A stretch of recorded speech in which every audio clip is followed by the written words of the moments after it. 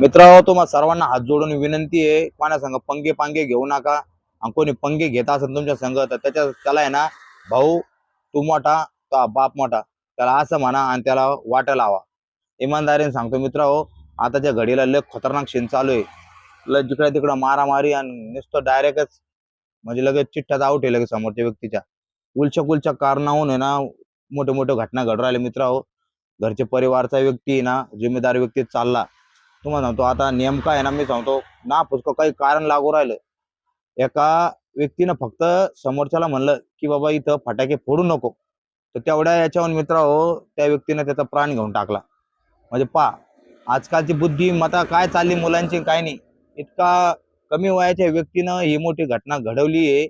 अक्षरशः लोकांना पाहून तोंडात बोटं घातलेले की म्हणे इतक्या छोट्या कमी वयाच्या मुलानं नाबालिक वयाच्या मुलानं ही घटना घडवलेली. तर मित्रांनो, माझी तुम्हाला परत एकदा हात जोडून विनंती आहे की कोणी कधी नडत असन भिडत असन तुमच्या संग बळजबरी खेटायचा प्रयत्न करत असन तर तुम्ही त्या नडाभडीपासून दूर राहा आणि 4 हात दूर, का मी म्हणतो 8 हात दूर राहा त्याच्यापासून. त्याच्याशी भिडायचा प्रयत्न करू नका. तो घरचा किती भिकारी असो, कुटके खाणारा असो, नंगा पुंगा असो, त्याच्या नांदीने लागायचं. एकटा आम्हाला आपला 2000 अपमान झाला तर चालन. 4 लोक आपल्याला म्हणले तू घाबरला, तू त्याला घाबरला, तू कच खाल्ली तरी चालन. आपला प्राण महत्वाचा मित्र, आपल्या फॅमिलीच्या तोंडाकडे पाहायचं आणि त्या समोरच्या व्यक्तीला आहे ना म्हणायचं भाऊ तू मोठा, तुझं परिवार पूर्ण आमच्यापेक्षा मोठं, आम्ही सगळे लहान छोटे गरीब, आणि असे हात जोडायची आणि माफ कर म्हणून टाकायचं. सरळ सरळ या भाषेत वापरायचं. काय म्हणायचं, माफ कर म्हणून टाकायचं.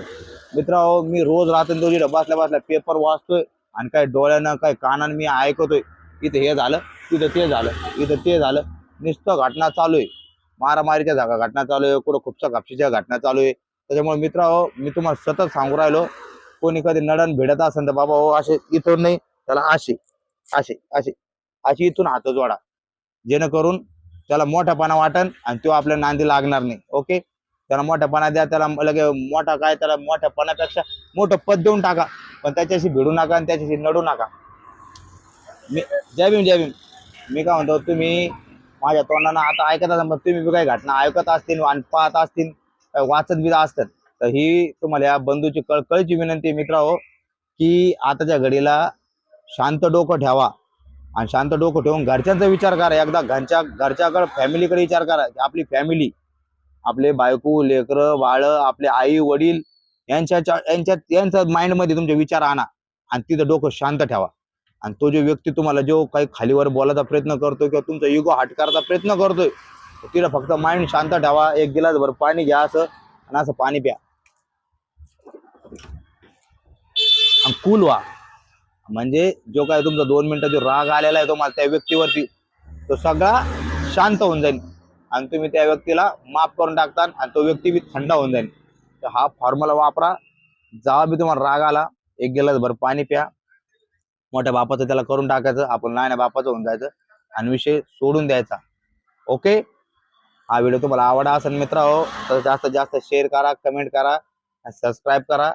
तुमच्या बंधूला सांगा कसा होता व्हिडिओ तो. ओके, जय हिंद, जय महाराष्ट्र.